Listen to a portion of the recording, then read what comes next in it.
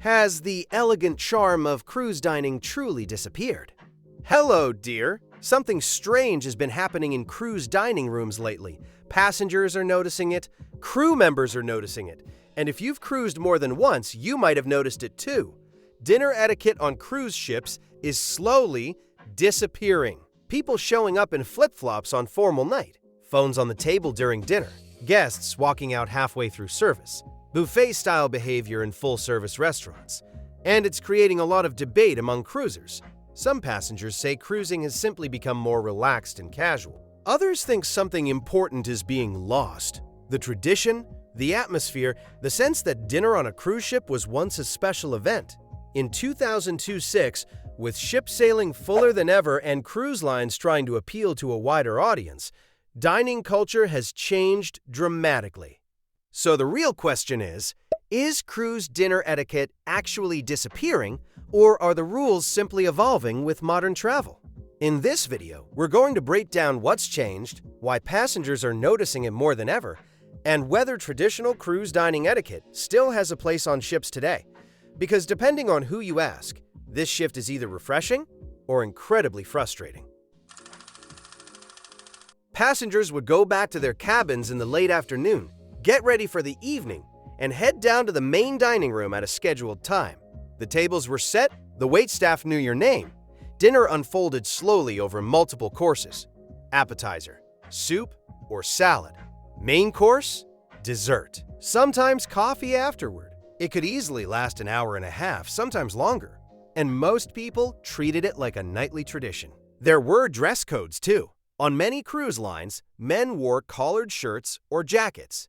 Women dressed up for the occasion. Formal nights were even more elaborate, with suits, cocktail dresses, and photos taken on grand staircases. And while nobody expected absolute perfection, there was a shared understanding of how dinner worked. You arrived close to your assigned dining time, you stayed through the meal, you interacted with your table mates, you respected the pace of service. For many cruisers, this was part of the magic. It felt elegant without being overly formal. It was social. It created a sense of occasion that separated cruise dining from everyday restaurants back home. But over the last decade, and especially after cruising restarted and expanded again, that experience has started to shift. The dining room is still there, the food is still there, but the atmosphere is different, and that's where the debate begins. Shorts, baseball caps, beachwear. On some ships, even on nights that are technically labeled formal or dressed to impress, phones are out constantly. Not just quick photos of the food, but scrolling, texting, even watching videos during the meal. Some guests order multiple courses and then leave before dessert. Others treat the dining room like a quick service restaurant, eat fast, and move on to the next activity. And in some cases, passengers walk in halfway through service because flexible dining times have replaced the traditional fixed seating. None of these things are technically against the rules. Cruise lines have relaxed their policies to accommodate a wider range of travelers, but for people who remember the older style of cruising, the difference is noticeable. One cruiser described it this way: dinner used to feel like an event. Now sometimes it feels like a cafeteria with waiters. Another passenger said the biggest change isn't the clothing or the phones, it's the pace. Meals used to be something you settled into. Now many guests are in a hurry to get to the next show, the casino, or a late-night activity. Crew members have noticed it too. Servers often have to adapt to very different expectations at the same table. One group may want a long, relaxed dinner. Another wants to finish in 30 minutes. Neither approach is wrong, but when those expectations mix together in the same dining room, it can change the overall atmosphere. And that's why the question keeps coming up. Has cruise dining etiquette actually disappeared? Or has cruising simply become more casual, reflecting how people dine everywhere else today? Over the past decade, the industry has been trying to attract a wider range of travelers: younger passengers, families, first-time cruisers, and people who may not be interested in traditional cruise culture. And one of the biggest barriers for those travelers used to be the dining rules.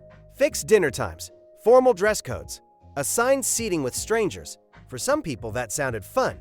For others, it felt intimidating. So cruise lines started relaxing things. They introduced flexible dining times, where you can show up whenever you want instead of at a specific hour.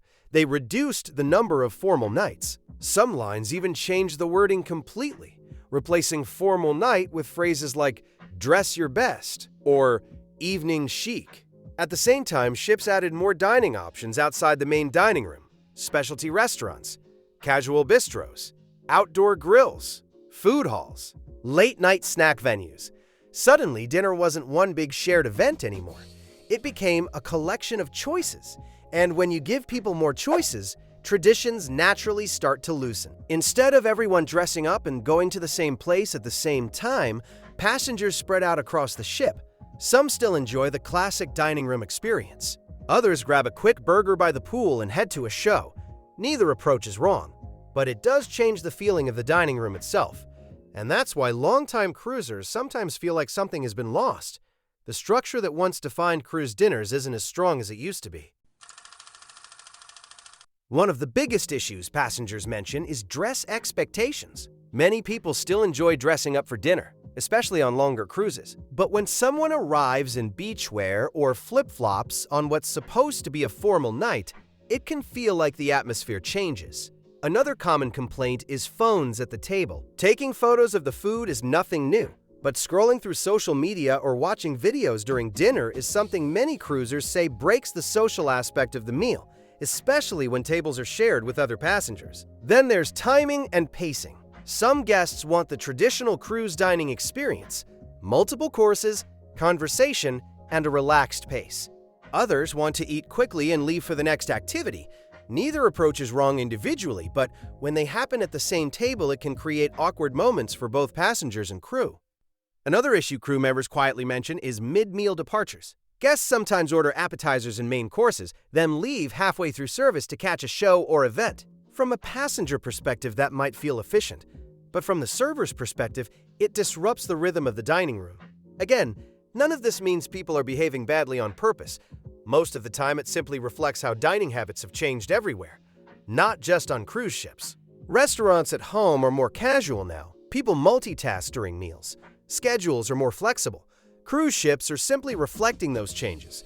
But it does leave many cruisers wondering whether the classic dinner atmosphere is slowly fading away. Fixed dinner times, formal dress codes, shared tables, long traditional meals every night. For some passengers, that structure was part of the charm. It made dinner feel special, something different from everyday life. But today's cruise ships are designed to give passengers more freedom. You can dress up if you want. You can dine casually if you prefer. You can spend 2 hours at dinner or finish in 30 minutes. You can eat in the main dining room, a specialty restaurant, or grab something quick and head to a show. That flexibility is exactly what many modern travelers want. At the same time, it means the traditional cruise dinner experience is no longer the default. It's simply one option among many. So when longtime cruisers say etiquette is disappearing, what they're really noticing is the shift from structure to choice. And like most changes in travel, some people love it, while others miss the old-style cruise dinner etiquette isn't gone. But the expectations are definitely different. If you enjoy the classic dining experience, dressing up, taking your time, enjoying multiple courses, that atmosphere still exists on many ships, but it now shares space with a more relaxed, flexible style of cruising. And ultimately, the best approach is simple. Be respectful of the people around you.